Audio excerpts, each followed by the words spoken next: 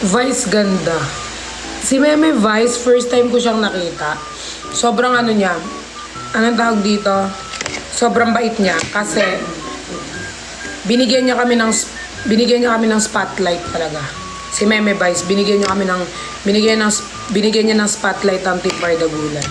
So, kasi parang si Meme Vice din yung nag-ganito, sabi niya, yung Team Bardagulan, bigyan niyo ng ano, tapos bigyan niya kami ng spotlight. Lahat, di ba? Inanin niya pa kami.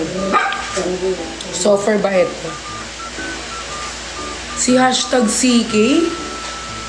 Sino yun? Hindi ko pa ata siya nami-meet, guys. Yung tumulong kay QD makatayo.